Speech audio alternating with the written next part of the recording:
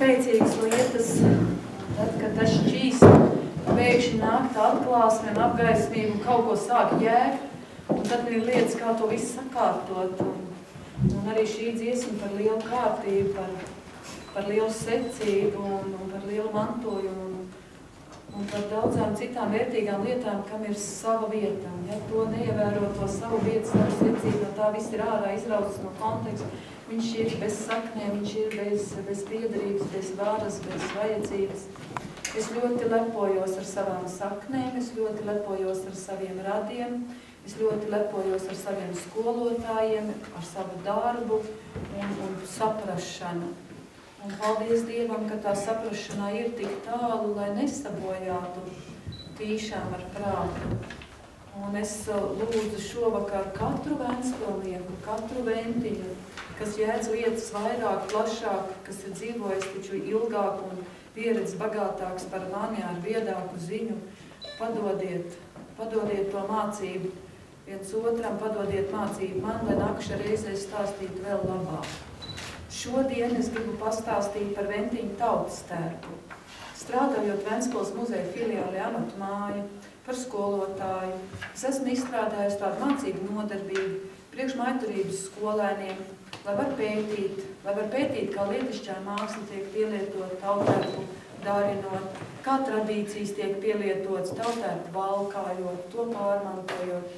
Un es jums stāstīšu tikpat vienkārši kā bērniem, jo man liekas, jo vienkāršāk pastāst, jo labāk saprot, un tad mazāk ir pārpratumu un mazāk vajag ko labot, bet vajag vairāk papildināt. Tādēļ šis būs kopīgs stāsts, šeit nebūs veiktardlīgs viens stāsts. Šis būs mūsu kopīgs stāsts par lietām, kas mums ir kopīgas. Šeit Ventiņos dzīvojam. Ar mani kopā ir Ventspils lietišķās mākslas studijas drellītes vadītāja Vija Done. Viņai līdzi ir arī Aldējas, Sanita un Baiva. Un Vija varēs pastāstīt par to, kā viņa ir audusi tautērpus gan padomu laikā, 80. gados un mūsdienās, lai nodrošinātu, ka kolektīviem ir tērpi, interesantiem ir tērpi, cilvēkam goda pēc gribās labu tērpu, un viņš pasūta un izvēlas to labāko, vai arī kolektīvs ir izvēlējies, un tad pasūta, lai uz dziesmu svētkiem būtu labi. Un labas lietas, kuras var atrast krājumos pie ģimenēm, labas lietas, ko var atrast krājumos muzejā, labas lietas, kas ir krājumos mūsu grāmatās, ko bibliotēka ir izlikusi uz Lielgalvu. Tas viss kopā veido to bagāto priekšstatu, ne tikai stāstu. Ventiņu tautērps ir viens no senākajiem latviešu tautērpiem. Pie tā ir saglabājušās pat arheoloģiskā laikmeta tautērpu elementi. Nav tāds dokuments, kurā būtu rakstīts, šis tautērps ir saglabājies no tāda un tāda gadsimta, bet ir liecības, kas liek domāt par to, jo Ventspils tautērpam klāt ir sleņģe, dzels josta, kārtīga, kalta. Šāda veida jostas ir atrastas, atradumi datēti ar 16. gadsimtu, tad uz koku nemeka, uz pliku rumpu parinē. Un ar tādu jau nevajadzēja saturēt kopā parastus bruņķus, ja, bet kādus smagus un varenus. Un ja šāda veida jostas valkāja gan Kuldīga, gan Alsunga, gan Ventiņi, nav brīnums, ka tie tērpi arī ir līdzīgi. Sarafāna veida, ar kārtīgu pievilkumu, ar lielu svaru un tā. Ja ir šādas rotas saglabājušās ilgāk. Drēbes tik ilgi nesaglabājas, audums tik ilgi nesaglabājas. Tad jādomā, kad tērps ir bijis stipri līdzīgs, bet ne tik grezns un ne tik krāsains. Jūs jau redzat, jo vecāks tērps, jo viņam ir tādas mierīgākas krāsas, jo jau mūsdienās izvēlās gan ir krāsas kā tāds jau ir modernāks un izturīgāks, tas košums ilgāk ir iekšā. Gan arī vēlme būt košam jau ir jaunāka modi, ja nekā agrāk. Ja agrāk tas, kā Liemona ģibieta saka, tērps būtu bijis vienkrāsains, varbūt kādu atsevišķu dzīpariņu jāuz tiekšā, tad ar laiku paliek greznāks. Braukājot un pētot tautērps mājās, muzejos, krājumos, pārnovados un arī ārzemēs, kur ir aizceļojuši ar tautērpiem vai citu tautu tautērpu elementi, kas ir līdzīgi. Es esmu sākusi jau tā kā kārtot, kas viņiem ir līdzīgs. Un atdarinājusi savai pusē raksturīgu tautērpu ar tam raksturīgām svītrām, bet ar milzīgām kļūdām, jo tad vēl es nepratu tik labi aust. Un mans pirmais nostājs ventiņu tautērps ir šeit apakšā. Viņš nolikts apakšā, lai viņi nevarētu vazāt par rokām un viss šīs kļūdas viens otram pa pirkstu pabakstīt. Es pats labi zinu, kas tur ir nepareizs. Tas, ar ko es lepojos, kas esmu izpētījis, ka sarkanmuižas tautas tērpiem, kas ir sarkanmuižai, tā kā tai vietai piederīgi un tā izcelsme, ir šīs neparastais krāsas salikums, zaļš, oranžs, zaļš. Un ja es šo mazo taciņu iekšā redzu, tad jā, tā ir tā pat tradīcija un tas būs tas pats. Savukārt kādam citam būs cits, Lēkām ir cits, Piltenē ir cits, un tad Ventspilnieks atkal oranžs, zaļš, oranžs. Un kur niansīt, ja, kur druscītiņi uz Tārgales pusi, uz tiem laukiem, kas ir tūlītais Dokupīts viņā pusē, kur es esmu dzīvojis, ir šāds salikums, bet te pilsētā lielākoties atkal šāds salikums. Bet tas nenozīmē, ka te nebija citi, nē. Tieši otrādi, katram jau bija greznums savs. Un tad, staigājot un pierakstot atrastos tautas tērpus, es pierakstu ritmu prātā, cik no tās krāsas ilgi paliek, tik ir, vēlāk to lapiņu lasu un mēģinu atdarināt un jūtu, ka noaustais nav tas, ko es esmu redzējusi un neštimme, bet ritms ir palicis. Un tad es atkal skatos, kas tā ritmā ir atšķirīgs no citiem, kur ir tautērps, kuram drēbes ritms, ka tas raksta ritms iet tikai uz priekšu, bet ir tāds, kur var ielikt tā kā simetrijas asu pa vidu, un kas vienā pusē, tas pats atspoguļojas otrā pusē. Un tad es sāku likt atkal par tādām līdzībām šos tērpu paraugus kopā. Tad atkal skatos, cik krāsas ir izmantotas tautērpā, kā var noteikt, kad ir bagāts pēc krāsām, bagāts pēc raksta. Un es aizrāvos. Es ar šito tik fanātiski aizrāvos, ka man vajadzēja uzmest, nezinu, cik 11 metrus stelēs un sākt šos paraudziņus aust un taisīt, nezinu ko. Un tad, kad man pārgāja tas pirmais dullums un sāk elpot un skatīties, ka apkārt ir arī citas lietas, tad atkal tas vilns noplok un aizraujies ar ko citu, un tad atkal nāk rokdarbniece, un es saku, ir jau mums greznas zeķes, bet vecās ventiņas zeķes vairs nav ne kājās, ne krājumos, vajag atdarināt, un lai tas neizzūd pavisam. Tad aizraujos ar to. Tad atkal ar celainiem. Mums taču pie villainēm ir šīs celainas, un joprojām mūsdienu tautērpām ir apceloti gali, vajadzētu mācīt celošanu tā. Es aizraujos. Kā normāls cilvēks, kas acis priekšā par to domā, par to runā, kam uzgriež muguru, to višķiņu uz kādu laiku piemirst un tā. Bet man līdzās ir cilvēki, kas atgādina. Tie ir paši Ventspilnieki, kuriem vajag tautērpu vilkt mugurā. Tās ir audējas, kurām vajag šos tautērpus noaust, un tās ir rokdarbnieces, kurām tad vajag atdarināt to cimdu, zeķu, jostu un citas lietas. Kas ventiņiem nav? Ar ko var atpazīt? Ventiņu tautērpu, kas viņam noteikti ir un kas viņam noteikti nav. Ventiņu tautērps ir sarfāna tipa. Bruncis, sieviešu bruncis ir sarfāna tipa. Ar augsto savilkumu, stipri zem krūtīm tūlīņ jau būs, nevis kaut kur ar mūsdienu zemo jostas vietu kā burniem grābstu, nevar uzgrābstīt, kur tā meitenei tā taļļa, ja? Kauliem vien tad, bet stipri augšā jau būs tas savilkums un tad tā sleņģeņa tā tālāk, lai to grēzmu izsēt. Jaciņa īsi, lai to sleņģeņu izrādīt. Tātad pats pirmais, šī sleņģene. Ventiņu tautērps ir vienīgais Latvijā, kam ir tikai kalta josta. Neviena, nekāda austa josta pie ventiņa sarfā nav. Tas ir zem ventiņu goda. Ventiņi ir vienīgie, kas saglabājuši tās dārgās rotas, lielās saktas, spangu vainagus un sleņģenes. Mūsdienās nevar atļauties ļoti dārgas sleņģenes, tad ir tikai kaltas, varbūt ar kādām puķiem, vai arī ar kādiem burbuļu veidu, vēl tur pie puķītiem klāt, vēl papildinājumi, ja tai rakstā, vai izsist ar punktiņiem un tā, bet greznāks būs ar actiņām. Šeit ir tāda šaura, bet sleņģenē jābūt ir sākot no 3 pirkstu platuma. Vai nu man roka ir švaka, vai arī bija jāmēra pēc tā kalēja 3 pirkstiem, ja? Bet aprakstos rakstīts, kārtīgi sleņģene esot 3 pirkstu platumā un plauksts garumā. Kad 2 plaukstus uzliek, tas savus sleņģeni varot tā kā piesekt, ja? Tad te jābūt kalēja roka, lai tādu sleņģeni piesektu, ja? Man tā kā tā plauksta, tā kā te sēdz, bet 3 pirksti man neietirs, un 4 es uzlieku, tad tikai es viņu varu nospēt. Kam te tā būtu jābūt? Viņi visu podrināts, spīdiem, laisties, uzliek 2 plaukstus, vismaz otram vairs nežilbst acis, viņš var arī paskatīt, viņš kaut augstāk, kur ir manējās, ja, kas bija. Es ar humoru, jūs lūdzu kāšu savu rutu siet, visu, ko es te runāju, ja? Es ar humoru, tad vieglāk ir gāru runu klausīties, ja? Tad nākošais sleņģenei ir šī ķēde, kas ir vismaz 3-kārtējs pinums un pietiekami gara, lai vēl būtu cilpi, ko salikt un lai vēl žvadzētu un tā. Tātad pirmā atšķirīgā lieta ir dzels josta un nav austās jostas. Otra lielā atšķirība. Ventiņi ir vienīgais tautērps Latvijā, vienīgais tautērpa veids, kam nav aubes. Neviena. Suita ir stipri līdzīgi, ja? Bet viņiem ir aubes apakšā.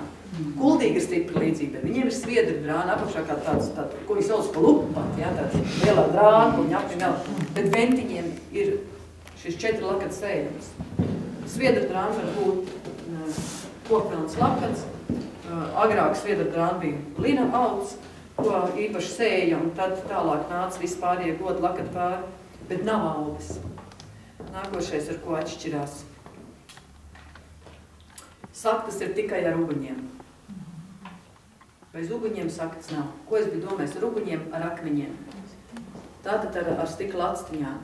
Bez akmeņiem saktas nav. Un tas atkal parāda to bagātību, to greznumu. Tad ir jādomā, ja tai meičai bija tie kuplie bruņči, tās dārgās rotas un tās daudzās seģenes un viss cits greznums, tad kurš katrs tādu nevarēja ņemt.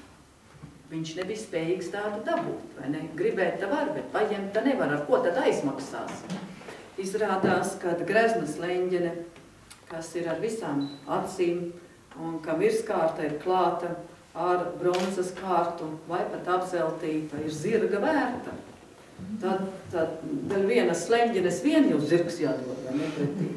Meiči vēl nezinu, kā dabūs. Kur nu vēl viss pārējais? Saktas vien ko vērtas, gan sudraba saktas, gan apzeltītas saktas. Tad par saktām turpinām stāstu.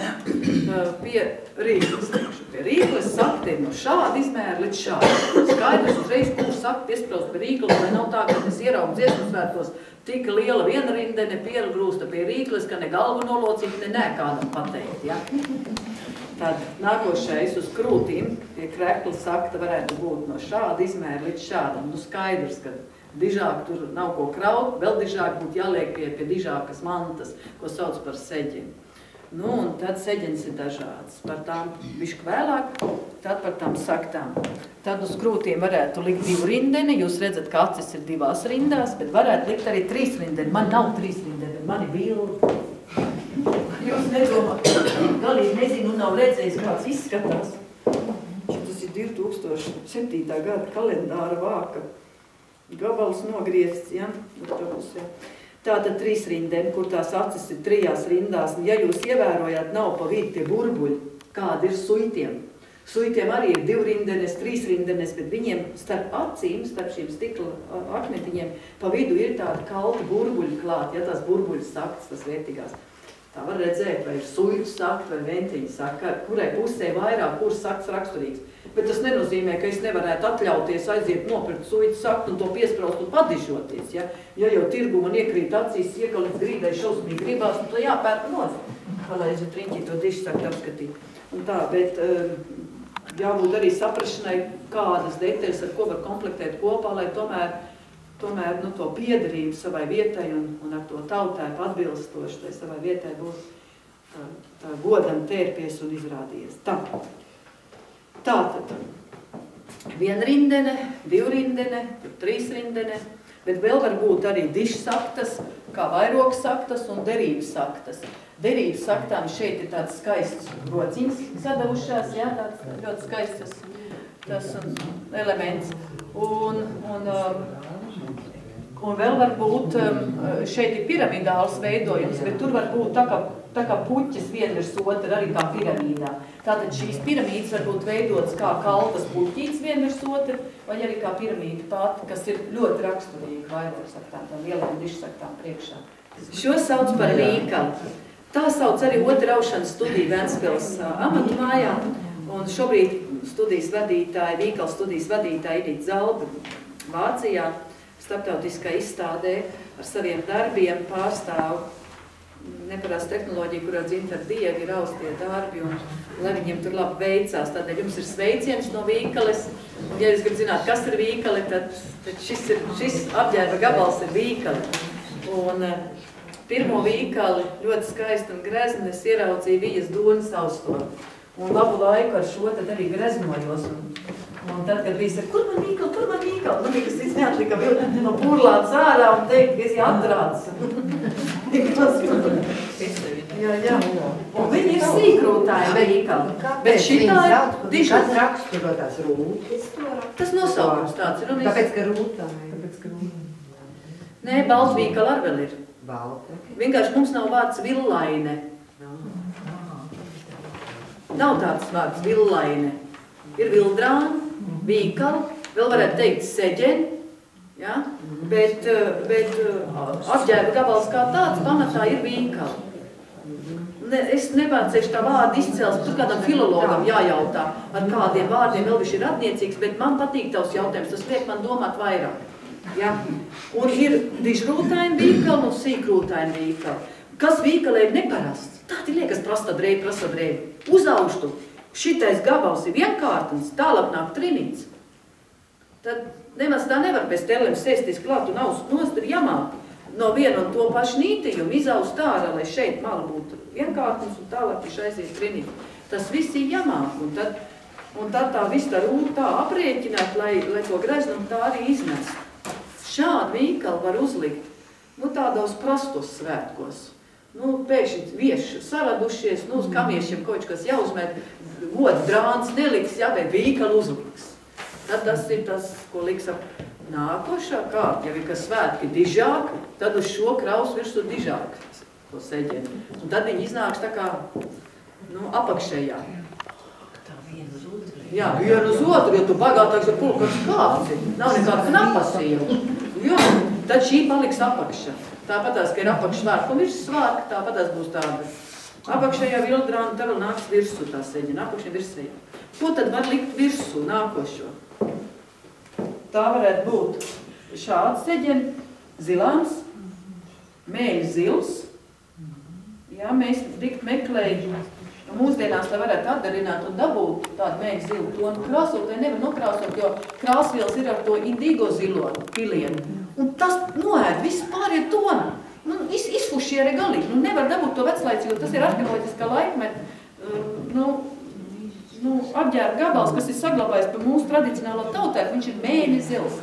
Kas ir mēļš?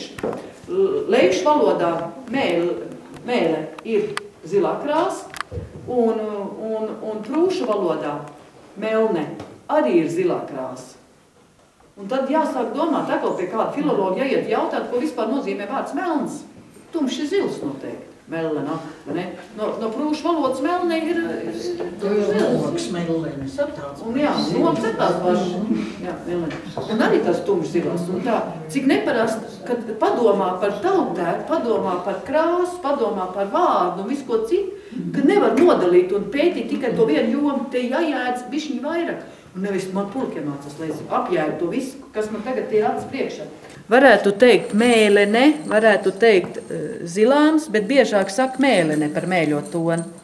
Šis arī ir no arheoloģisko laikmeta saglabājies tautērpa elements, kur ir ar spirālītēm izšūts raksts. Šis tieši ir zlēku, ja? Zlēku raksts. Tāds ir atrasts zlēkās saglabājies, tāpēc arī mūsdienās saka, šitas ir zlēku, jo pēdējais, ko atrada vēsturiski, ja, vissenāko, tas arī tur tiek piereģistrēts. Tad viņam ir skaisti karuļi. Es esmu tos vecos vārdiņus pielikusi klāt, ja, lai jūs zināt, karuļi, citi saka piekariņi. Ja, nu, saka vai nu karuļi vai piekariņi. Ventiņš neteiktu piekariņi, jo divskans ie, ret, kur ir sastopams, drīzāk viņš to ieteikt, tur, kur vajadzētu kādu smalko šauro burtu izcelt, kā piemēram sirdi par sierdu, tad piekariņi diežo viņš teikt, jo ie būtu drīzāk aizvietots ar plato un tad vārds karuļi, nu tad, kas tur karējas, tas izklausās vairāk vietējais, un tad es to vairāk te piespraudu, bet vārdu piekariņi tā arī palika nepiesprausts. Tad šādi piekariņi tiek vēl izsīst ar punktiņiem, lai tad, kad viņi viens pie otra pieskarās, viņi neslāpē skaņu, lai viņi pilnīgi viens pie otra tā kā plauks pie plauks nenoslāpē skaņu, lai viņi tā pa gabalu un lai viņš ilgāk skan un tā skaņa. Pagaid, tur gar tiem papīriem, bet te pavisam smalki. Un tā ir tā bagātība. Tā nu būs tā bagātība. Tad iedomājies tev tā melrūtēnā vīkala apakše, šitā te mēlena virsū, un tad, ja nu ir precīvi gādu un grib iziet un izrādīties, ka nav nabaga, tad baltvīkala virsū.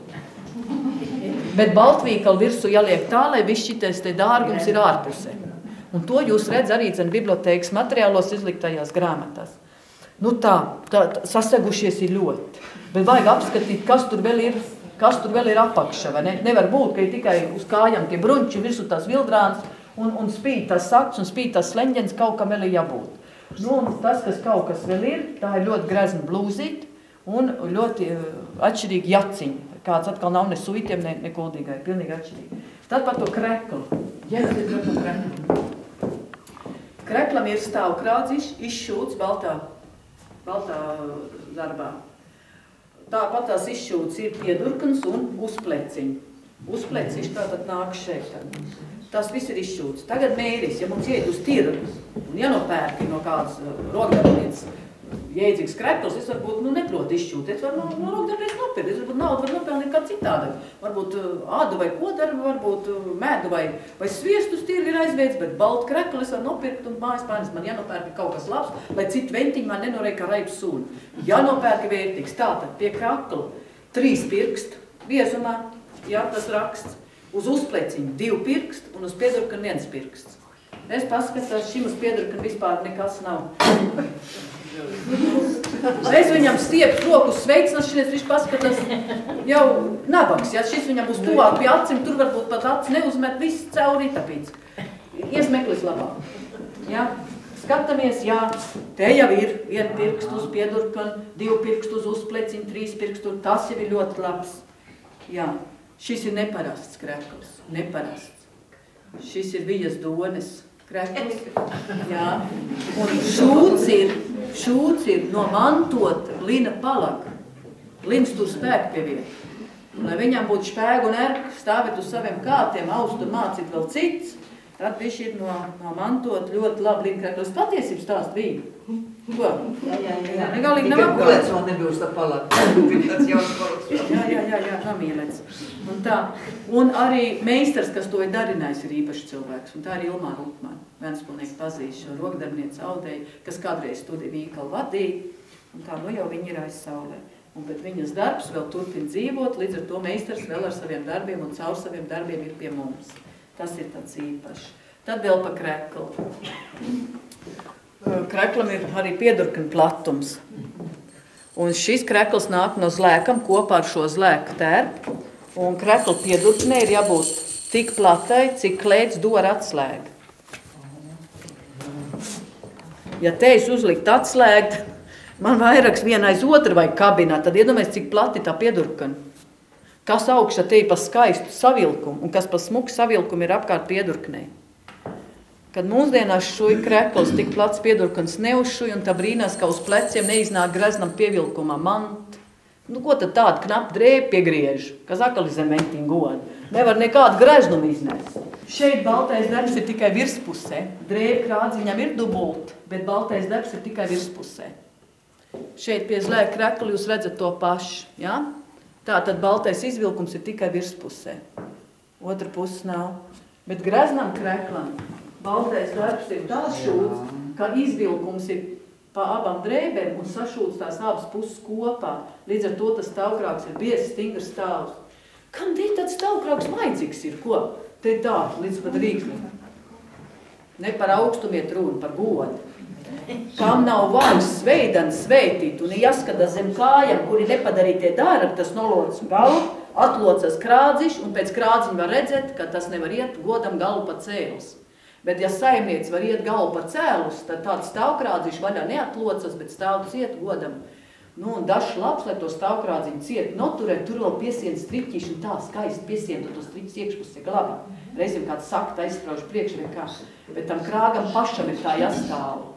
Un cik neparasts stāsts, kad es dabūju tādu stāstu, dzirdēt kāda sēta, es uzreiz to ņem pa pillu, vai ne? Tad es arī mēģinu šitā iet.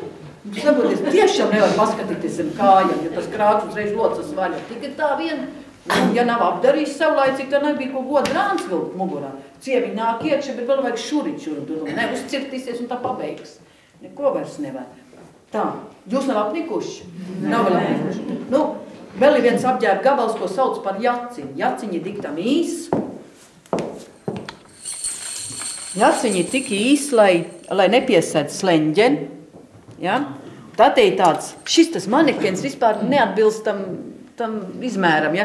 Te, ka uzstīve, tad neko vairs nevar padarīt. Bet, kad es uzvelku mugurā, tad visu, ko var izdarīt. Aiz šitā mēlite mēs to jāku par tā pastievu pariktēt, lai ir savā vietā, jo viņš citreiz līž uz augšu. Es pulku, kad pats ir rokas vicinēs, tad tas viss te tā nāk. Es tām pavelku savā vietā, vai ne, tā ritīgai šita. Es domāju, priekš to viņš arī tur ir. Šodien es zvanu Lijai Monai Ģibietei, kas Kurzemes tautā ir konsultācija centra, viņš teica, nē, tam ir jābūt tā, ka viņš sedzās bišķi pār pa to sleņģeni, lai tas krekls nelīž virs to sleņģeni, lai viņš valdi to. Nu, katram ir savs pastāsts, vai ne? Es zinu, ko vēl vajag valdīt. Valdīt vajag, vat arī šitik plats tas manekens, ka nevar jau ciedabūt, jūs veic šitam izpētīs vaļastāv, bet nekas jūs tā, šitie bortiņi, priekš kam tie ir vajadzīgi te kantes, ko tie valdīs?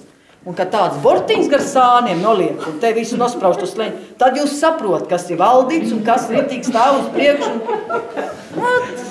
Izrādās, pilnīgi visam bija savu vajadzību, savu nozīmi. Jā, un tā, viss te ir skaisti redzams.